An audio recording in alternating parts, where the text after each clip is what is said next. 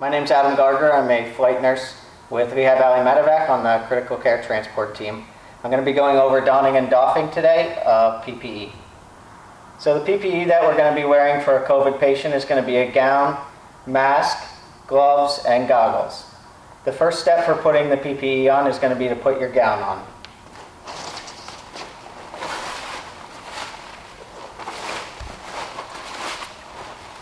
When you're putting your gown on, you should ensure that you secure it properly so that it's wrapped all the way around you and not opened up and hanging on the side or having the risk of coming undone. You can get somebody to help you if you need to, but just make sure that it's fully tied and protecting you all around.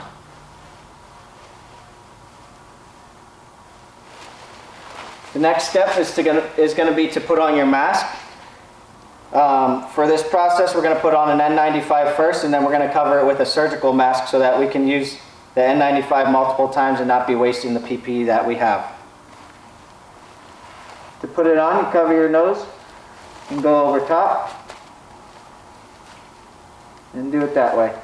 Make sure that the metal is around your neck, your nose, and that you have a good seal with the mask.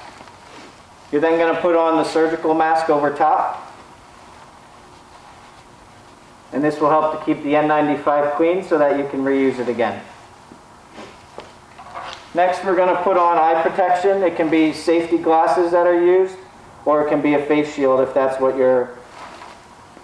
is all you have access to.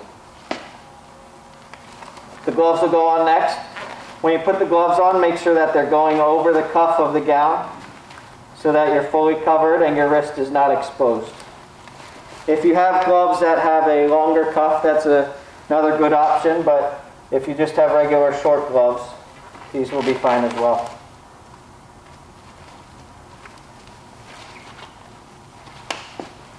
And now you're ready to take care of the COVID patient. All right, for the doffing of the PPE, there's going to be a lot of hand sanitizer which is used during multiple steps throughout the procedure. The first step for doffing is to sanitize your hands. You can use any alcohol-based hand sanitizer that you have, and just make sure that you rub it in well and clean off your gloves since you've had them on when taking care of a patient. Once that is complete, you're going to take your gown and gloves off. The best way to take the gown off is to grab it by the shoulders. If it's a disposable gown like this, you can just pull it away from you so that it rips the Velcro in the back as well as the strings that are tied in the back.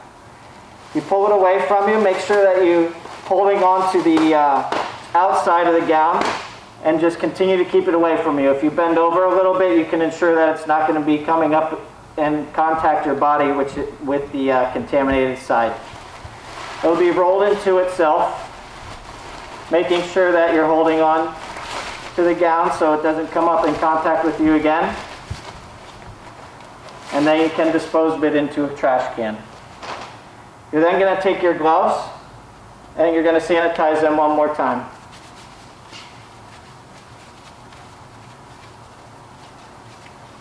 At this point, you can take the gloves off, make sure that you use the proper procedure to grab it on the inside, which is contaminated with the other side of your glove that's contaminated.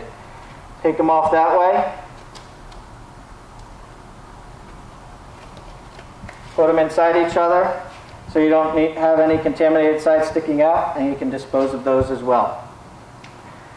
You're going to sanitize your hands again with the alcohol sanitizer.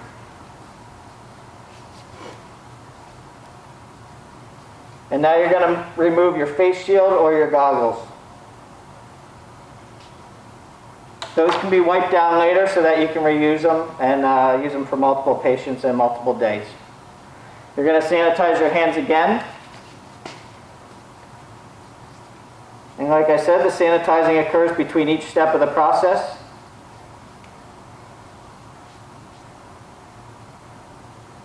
And now you're going to be removing your mask. So the surgical mask is the contaminated one since it's on the outside. You grab it from behind the ears, take it off, and dispose of that as well.